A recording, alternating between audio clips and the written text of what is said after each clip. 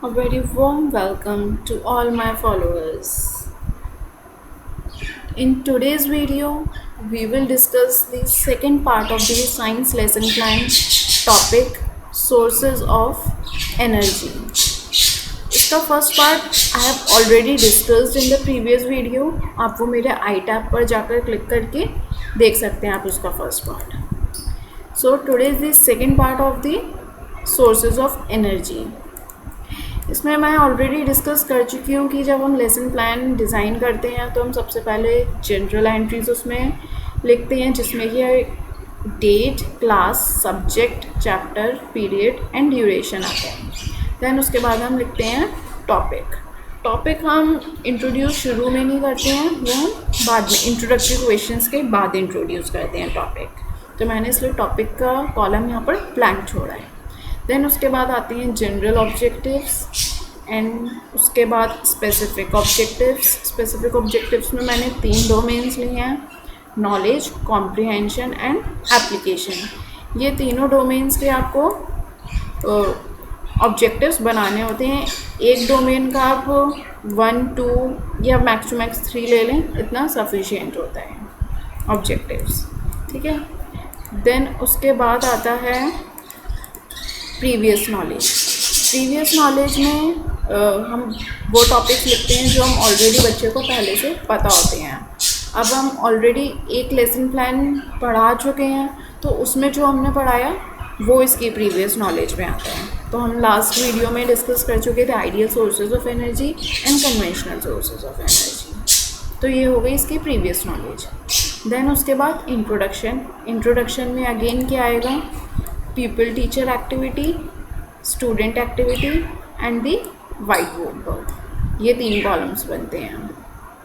उसके बाद उसमें हम क्वेश्चन डालते हैं और स्टूडेंट का एक्सपेक्टेड आंसर एंड जो भी हमने अगर ब्लैक बोर्ड पर कोई वर्क किया है तो उसको यहाँ पर प्रेजेंट करते हैं. ये कुछ क्वेश्चंस हैं, आप देख सकते हैं. आपको शायद इसमें लग रहा होगा कि ये टॉपिक मैंने बीच से स्टार्ट किया है, तो आप इसका फर्स्ट पार्ट जाकर देख सकते हैं. फर्स्ट पार्ट में मैंने 2 टॉपिक्स कवर करे हैं, उसके बाद के टॉपिक्स मैंने इस लेसन प्लान में कवर करे हैं. तो आप पहले वाली वीडियो ज़रूर ध्यान से देखिएगा. ऊपर आई टैब पर मेरे आपको वो मिल जाएगी. देन अब आता है हमारा स्टेटमेंट ऑफ एम हम कैसे इंट्रोड्यूस करते हैं. Today we will study about this जो भी हमारा टॉपिक है. ये हो गया हमारा स्टेटमेंट ऑफ एम. उसके बाद हम इंट्रोड्यूस करते हैं अपना teaching point. First teaching point है मेरा बायोगैस प्लांट और उसमें हम उसके बाद उसका टीचिंग मेथड लिखते हैं. ठीक है. Then people teacher activity, student activity and white board work. फिर उसके बाद आता है जब हमने बच्चे से क्वेश्चन पूछ लिए उसके बाद पीपल टीचर स्टेटमेंट जो टीचर को एक्सप्लेन करना होता है.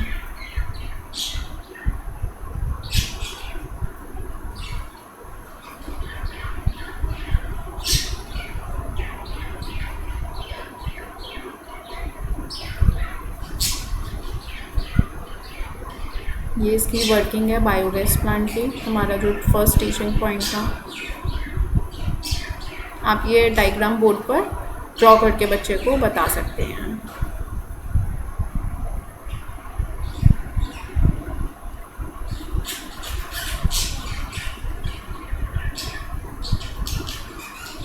अगर आपका टॉपिक लेंदी है, जैसे कि मेरा यहाँ पे बायोगैस प्लांट का है, ये थोड़ा सा लेंदी था तो मैंने उसको 3 पार्ट्स में ब्रेक किया. आप ये देखें, अगर पूरा मैंने स्टूडेंट को एक साथ अगर हम इतना पढ़ाते हैं तो वो कंफ्यूज हो जाता है. तो सबसे पहले मैंने थोड़ा सा बताया उसको बायोमास के बारे में और बायोगैस प्लांट होता क्या है. ये हो गया फर्स्ट पार्ट. उसके बाद सेकंड पार्ट में मैंने ये उसकी वर्किंग थोड़ी सी एक्सप्लेन करी. ठीक है. देन ये एक थर्ड पार्ट जिसमें मैंने उसके एडवांटेजेस एंड डिसएडवांटेजेस डिस्कस करे. तो ये मैंने इस तरीके से बायोगैस प्लांट को 3 पार्ट्स में डिवाइड कर पढ़ाया, लेकिन टीचिंग पॉइंट एक ही था। स्टूडेंट को एक साथ इतना सारा पढ़ाने से थोड़ा सा केयर्स हो जाता है। उसके बाद आते हैं हमारे इवैल्यूएशन के क्वेश्चन। लेसन प्लान में हम इवैल्यूएशन के क्वेश्चन के आंसर्स मेंशन नहीं करते, ओनली क्वेश्चंस मेंशन करते हैं। देन आता है हमारा टीचिंग पॉइंट 2। टीचिंग पॉइंट 2 मेरा क्या है, विंड मिल, और मेथड है लेक्चर मेथड। आपको जो भी मेथड इसमें हो, डेमोन्स्ट्रेशन हो, एक्टिविटी हो, तो आप वो मेंशन करें। Again developmental questions, people teacher statement, then second part of second teaching point, people teacher statement, then third part of developmentary questions। इस तरीके से आप, अगर आप अपने अकॉर्डिंग देखिए, अगर आपका टॉपिक थोड़ा सा लेंदी है तो उसको 2-3 पार्ट्स में आप ब्रेक करके अगर स्टूडेंट को बताएंगे तो उसको थोड़ा ज़्यादा अच्छे से समझ आएगा। देन इसके बाद आता है हमारा इवैल्यूएशन का क्वेश्चन। कोशिश करिए वैल्यूएशन के क्वेश्चन में एमसीक्यूज़ ज़्यादा हों तो बेटर रहता है। ये हो गया, इवैल्यूएशन होता है हमारा एक टीचिंग पॉइंट का, पर्टिकुलर टीचिंग पॉइंट का। देन इसके बाद हो गया हमारा रिकैपिटुलेशन। रिकैपिटुलेशन में क्या आता है,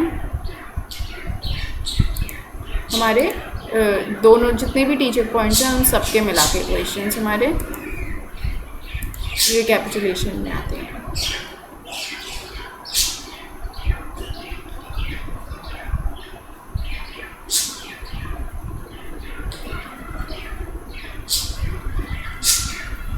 देन होम असाइनमेंट,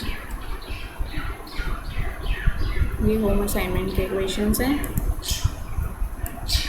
इसमें आप कोशिश करिए कि थोड़ी सी स्टूडेंट की लर्निंग एक्सटेंड हो, जो आपने क्लास में पढ़ाया है उससे कनेक्टेड हो, लेकिन थोड़े से डिफरेंट हो, कि वो अपने भी थोड़ी सी कॉग्निटिव स्किल्स को यूज़ कर सकें।